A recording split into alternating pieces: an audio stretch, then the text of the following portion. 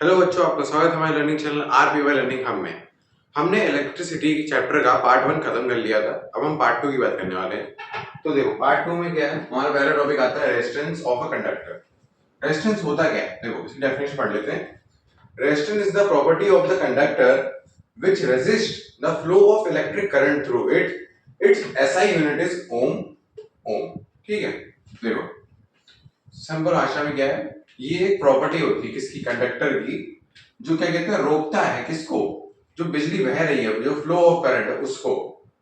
और इसकी ऐसे यूनिट ओम होती है, मतलब इसको ऐसे भी लिख सकते हो और ऐसे भी लिख सकते हो, ओम, इसको भी ओम ही पढ़ते हैं।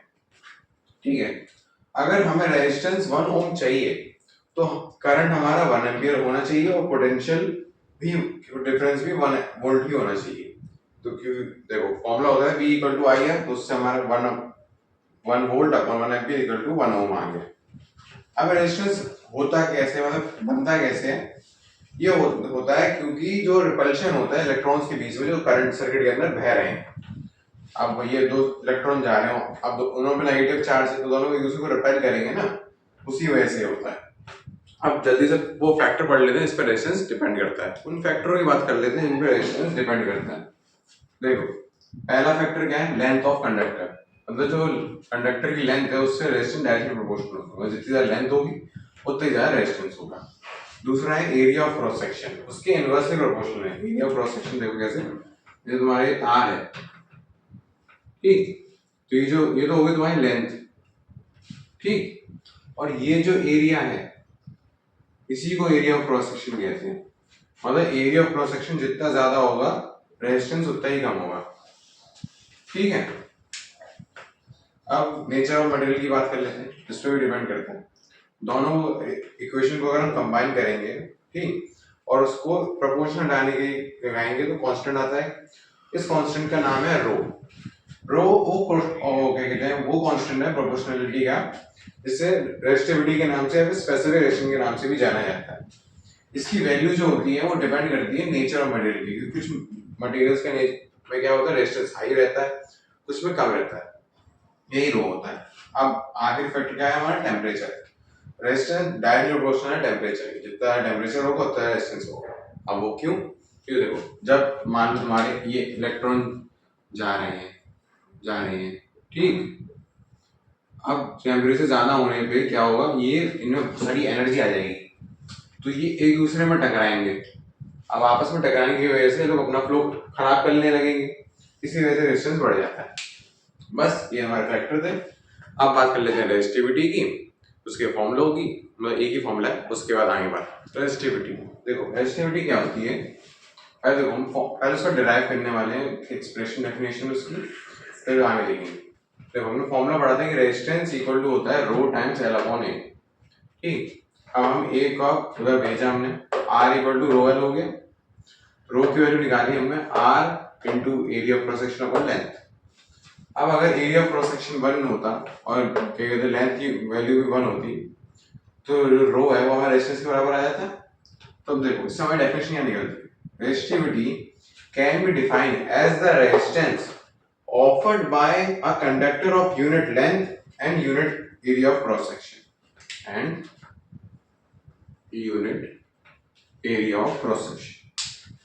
ठीक, मतलब इसका मतलब अगर कोई क्या कहते हैं, ये रेजिस्टिविटी वो रेजिस्टेंस है जो कोई कंडक्टर के द्वारा दी जाता है जब उसकी लेंथ यूनिट यानी 1 हो और एरिया ऑफ फ्रैक्शन भी 1 हो, ठीक।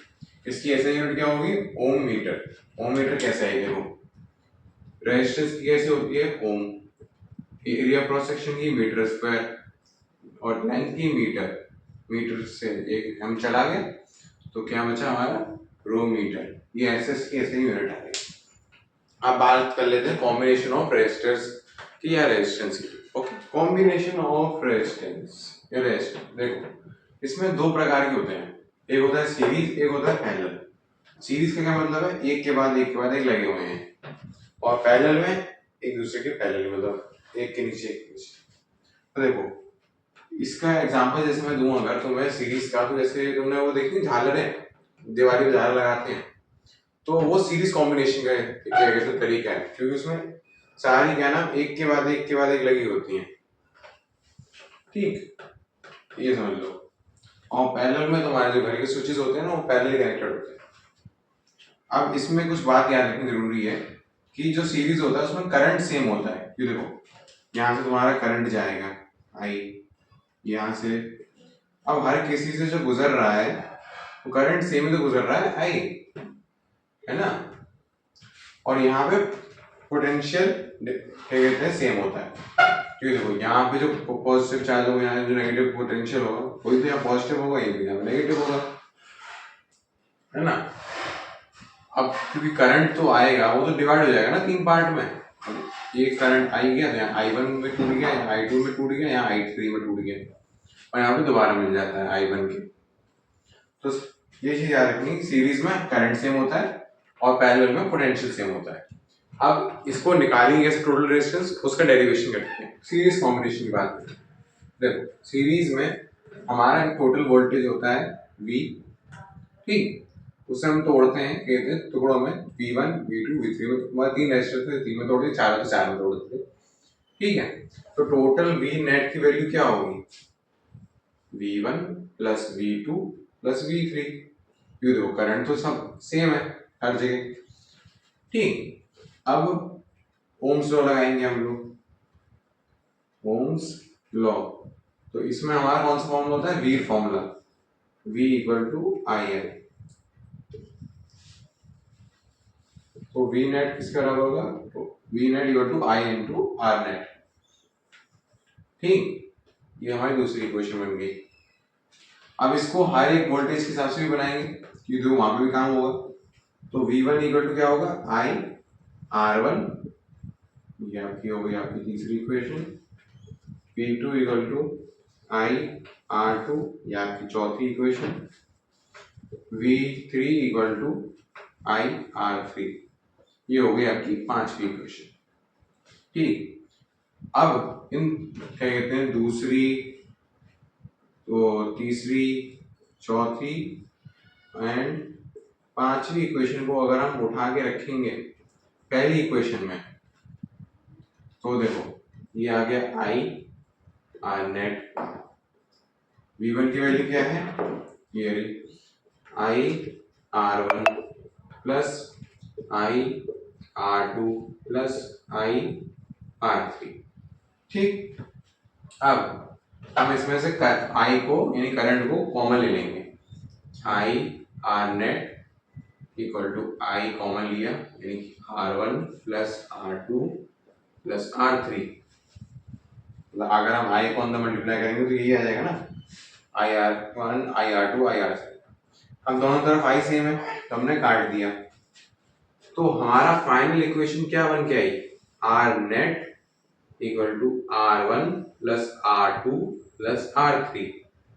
मतलब जब हम सीरीज कॉम्बिनेशन की बात करेंगे तो जो रेजिस्टेंस होगा ना हम सीधा ऐड कर देंगे, जो है वैसे का वैसे ही ऐड कर देंगे। ये तो तुम्हारा सीरीज कॉम्बिनेशन में रेजिस्टेंस निकालने का तरीका। अब बात करेंगे पैरेलल कॉम्बिनेशन, पैरेलल कॉम्बिनेशन की बात करते हैं। देखो पैरेलल कॉम्बिनेशन में तुम्हारा जो करंट होता है वो टूट जाता है लेकिन पोटेंशियल सेम रहता है।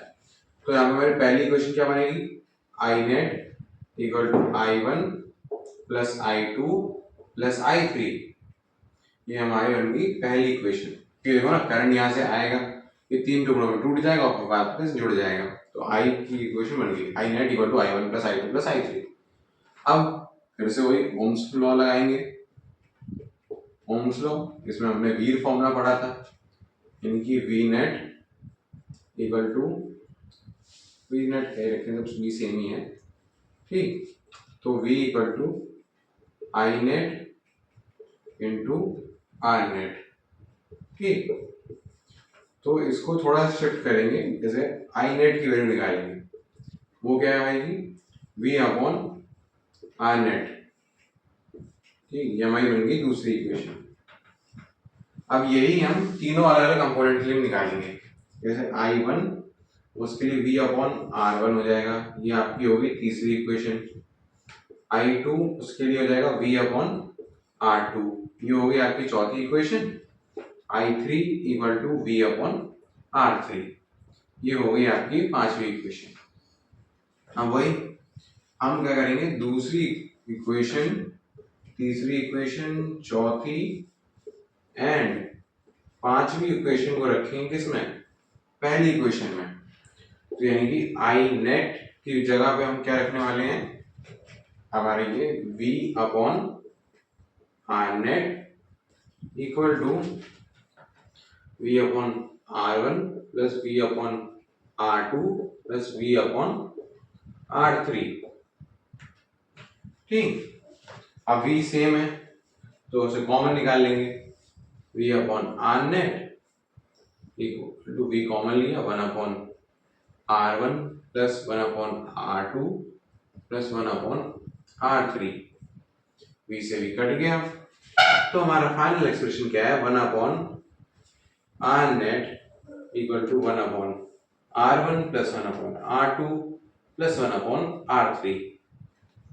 ठीक, ये आ गया। मतलब अगर हमें पैरेलल टोटल निकालना है तो सबका 1 अपॉन में 1 अपॉन में रख के प्लस करेंगे और फिर उसको दोबारा उल्टा कर देंगे।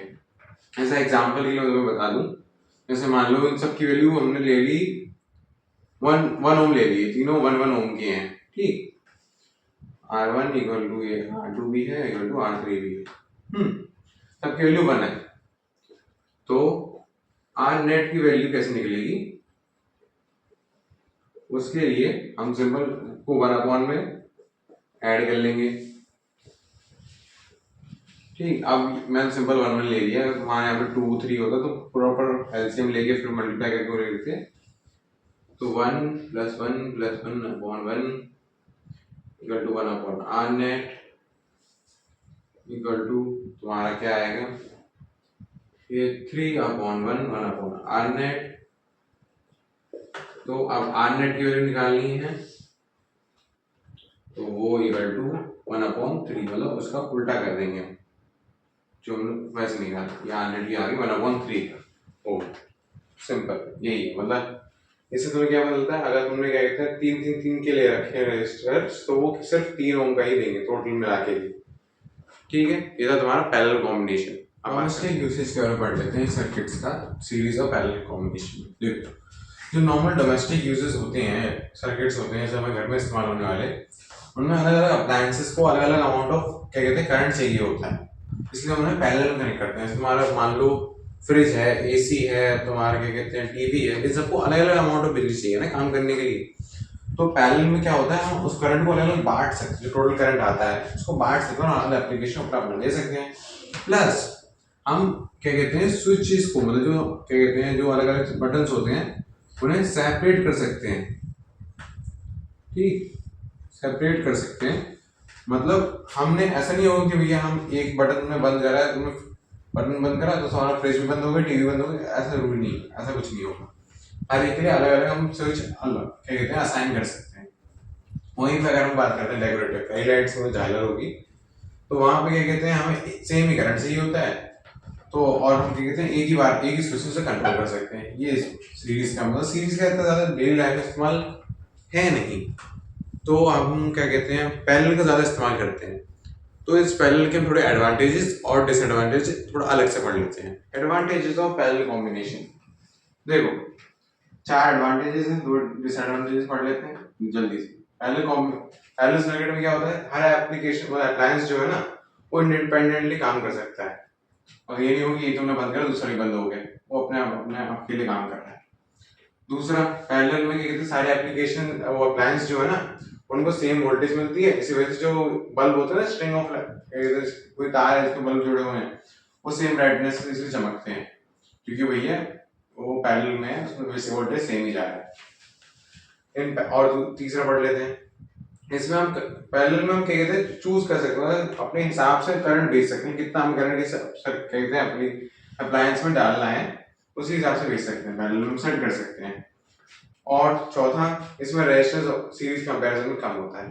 अब मान लो तुमने क्या कहते हैं दुनिया भर की चीजें सीरीज में कनेक्ट कर दी हैं, इसका रेजिस्टेंस इसका रेजिस्टेंस इसका रेजिस्टेंस उसी से जुड़ जाएगा, बहुत ज्यादा हो जाएगा।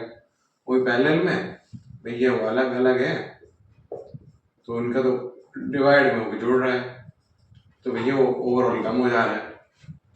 ठीक, इसकी डिसएडवांटेज क्या है भाई, बहुत तार लेता है, मतलब देखो ना, इसमें सीधे तुम तार जोड़ चले गए, इसमें देखो तार की वैल्यू अमाउंट बढ़ गया।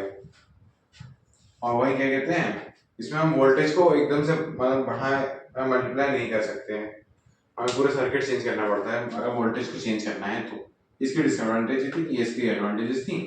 अब आपका दो टॉपिक रह चुके हैं, वो है आपका पावर और एक है हीटिंग इफेक्ट। इन दो को जल्दी से पढ़ लेते हैं।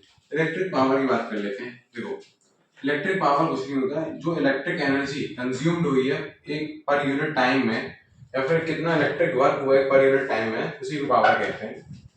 पावर का फॉर्मूला होगा work done upon time consumed, यानी P equal to W upon T। इसकी ऐसा यूनिट क्या होती है, वाट यानी कि W। इसकी बड़ी यूनिट क्या होती है, किलोवाट। 1 kW कितना होता है, 1000 वाट के बराबर होता है। अब इसकी कमर्शियल यूनिट यानी जो बेचने में काम आती है वो होती है किलोवाट आवर, मतलब 1 घंटे में किलोवाट वाला उसको 1 किलोवाट बराबर होता है 1000 वाट इनटू 1 आवर। 1 आवर 3000 सेकंड यानी 1000 वाट और इनटू 360 सेकंड्स, यानी 1 किलोवाट इक्वल टू 3.6 इनटू 10 की पावर 6 किलोवाट, मतलब वाट सेकंड, यानी कि इसको जूल मतलब एनर्जी की यूनिट में लिखेंगे तो 3.6 इनटू 10 की पावर 6 जूल। ये था तुम्हारा इलेक्ट्रिक पावर। अब इसके जो रिलेशंस क्या होते हैं वोल्टेज के साथ, करंट के साथ और रेजिस्टेंस के साथ के बारे में भी बात कर लेते हैं। इलेक्ट्रिक पावर का रिलेशन क्या है, तो देखो पावर का हमने फॉर्मूला पढ़ा है वर्क डन अपॉन टाइम। अब वर्क डन का एक फॉर्मूला होता है voltage into current into time. ये तुम्हारा क्या है, इलेक्ट्रिक वर्क डन का फॉर्मूला होता है। अब इसको जब हम पावर के फॉर्मूले में रखेंगे तो टाइम कट जाएगा। तो पावर का क्या फॉर्मूला है, V इनटू आई। तो तुम इसे याद कैसे रख सकते हो, V into I equal to P, यानी कि VIP। ऐसे तुम जैसे V फॉर्मूला याद कर रहे हो वैसे VIP फॉर्मूला हो गया। अब ओम्स लॉ की वजह से क्या बदलता है, V इक्वल टू आई यानी V फॉर्मूला।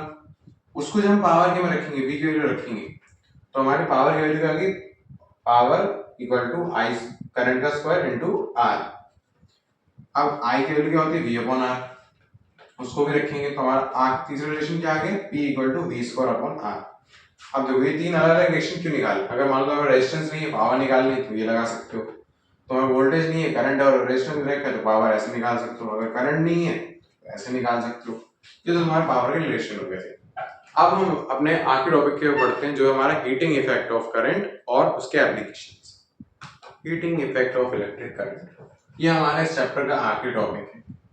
देखो जब हम क्या कहते हैं इलेक्ट्रिक करंट को पास करते हैं प्योर रेजिस्टिव कंडक्टर में, उसमें रेजिस्टेंस बहुत ज्यादा हाई होता है, तो उसमें जो इलेक्ट्रिक एनर्जी होती है ना वो कन्वर्ट हो जाती है हीट एनर्जी में, और इसी चीज को हम क्या कहते हैं हीटिंग इफेक्ट ऑफ करंट। इसका फॉर्मूला क्या होता है हीट का, heat equal to I square R T, ये टी है, ठीक है, आई स्क्वायर आर टी, ये तुम्हारे हीट का फॉर्मूला है।